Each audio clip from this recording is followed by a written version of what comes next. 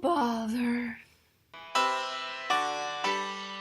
Hey, I'm Amy and welcome back. Christopher Robin, one of my most anticipated movies from all of the trailer reactions I have done so far. Well, the most anticipated one that has been recently released, because there's a couple that I'm very much anticipating that don't come out for another couple months. I was so excited for Christopher Robin. If you want to see kind of my thoughts on the trailers and how excited I was for it, the first trailer reaction is linked up there, and you can find the playlist of every other trailer reaction I've done, and the second trailer reaction is on there as well. Actually, I think I did 3 Christopher Robin trailer reactions. I know there's at least 2. I have been, again, so excited for this movie. I love Winnie the Pooh. I love the 100 Acre Wood. The characters in that have been such a big part of my life. When I was younger, my nickname growing up was Eeyore because I was that pessimistic little kid, but I like to call myself a realist. I was so, like, the trailers just heartwarmed me so much. They heartwarmed? That doesn't make sense. I just really loved the trailers. Let's just say that. I also predicted before I went to this movie, because it happened during the trailer reactions, or whenever I watched the trailers, or any trailer for Winnie the Pooh, or any trailer for this Christopher Robin movie, I teared up a little bit. So I definitely predicted I was going to be crying at least a little bit in this movie. So I went and I watched the movie, and I have some thoughts. Not a whole lot, so this probably won't be a super long video unless I get going on a rant somewhere in there. That's not necessarily something that's in my notes. I will get started with some of the things I wasn't a fan of, because it's always better to get the bad news before the good news. So some of the things that I didn't really enjoy was it's not really a movie meant for me. It is definitely more of a family movie. I mean, it could be meant for someone like me, but the message is really kind of all work and no play, and also kind of keeping with your inner child type thing, which I do work a lot, considering I have a full-time job and I do this pretty much in all of my free time. But I feel like my inner child is very prominent within myself. I feel very much like a kid still. I try to live my life through the lens of a child. I even have a tattoo that kind of inspires that in a way. I try to look at everything through the eyes of the way I think a child would, very imaginative and trying to look at the positive things, because I can be, like Eeyore, a fairly negative person. I've been trying to teach myself to live more like a child would, to have the imagination and brightness and not as gloomy of a perspective as most people would. That's the major plot point of this movie, and I feel like it's not super directed at me. I mean, it could be in some ways, but I just didn't feel like I connected with the story as much. I did love the way they showed the passage of time throughout this movie, which I will get to in a second. But the way they did that, they didn't really show the evolution of Christopher Robin. They showed the evolution of him literally, but they didn't really show how he got from being this boyish, kind of very into imagination, all the way to this workaholic kind of person.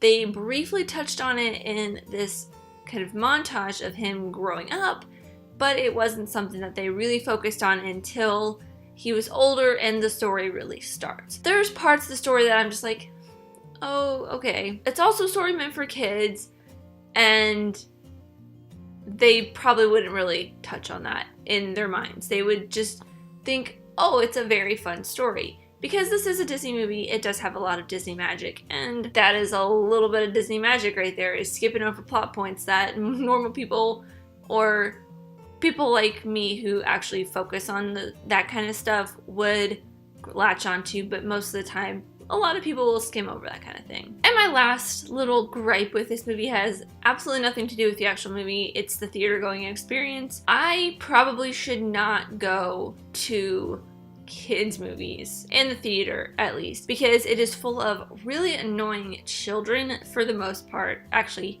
for a lot of part. And I was sat next to 3 of the most annoying kids. They kept talking really loud, and they kept begging their mom to get up and take them to the bathroom at least 6 times. And this movie is barely an hour and a half long.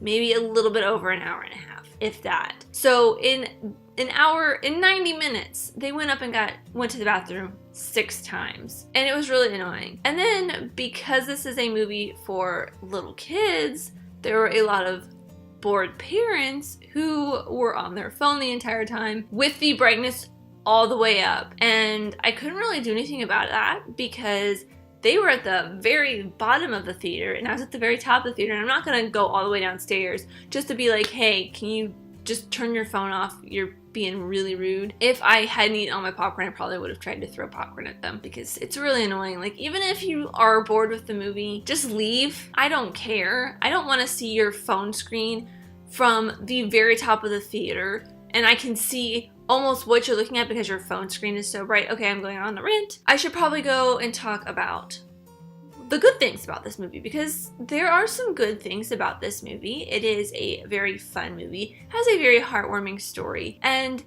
Ewan McGregor is really great. Haley Atwell is really great. The girl that played their daughter was adorable, and I absolutely loved the voices of the Hundred Acre Wood characters. Jim Cummings?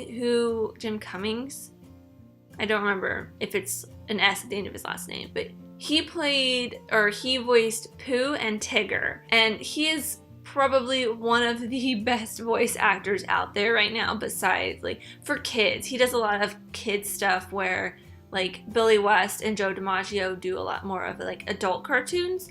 So he's one of the really great kid voice actors out there. There's a lot of other ones, but he does a lot of stuff. I think he also did Genie in Return of Jafar, if I'm not mistaken. And he is so great. I absolutely love him. He does a great job of imitating the original voice of Winnie the Pooh, which I don't remember off the top of my head who voiced Winnie the Pooh originally. And he does a great job of Tigger. He sounds like the guy who originally did Tigger as well. And Brad Garrett from Everybody Loves Raymond played Eeyore, and he didn't quite fit, like, personality-wise, Brad Garrett did not really fit the Eeyore thing, but he fit the voice because Brad Garrett has a really deep voice. And if you know Eeyore at all, or as well as I do, Eeyore has a fairly deep voice. He's always like, oh bother, and things like that. That's a really bad Eeyore impression. But Eeyore is a little bit gloomy, kind of a deeper tone, and he really fit that. And then my personal favorite out of all of these was Peter Capaldi as Rabbit. If you have stayed with my channel for a while, you will know I love Doctor Who. I am a fan of Doctor Who, and I really do love Peter Capaldi as the most recent Doctor. Seeing that he was cast in this and he was voicing Rabbit felt right to me. It just, for some reason, it felt right. But when I was listening to it, I didn't get that Scottish accent that I loved so much from Doctor Who. He didn't have it, and it made me kind of sad. But at the same time, he was really great. I mean, Rabbit's only in it for a very short while. It is mostly focused on Eeyore, Piglet, Pooh, and Tigger, along with Christopher Robin and his family. But I was very, very happy to see that Peter Capaldi was playing Rabbit because it felt in my heart like it fit. And speaking of all of the 100 Acre Wood friends, they were probably my favorite part. In kind of about a quarter of the way, almost, I wouldn't say halfway through the movie, Winnie the Pooh starts singing his little Winnie the Pooh song. And then when Tigger sings the Tigger song, that's when I teared up. I didn't tear up with the whole happy ending thing.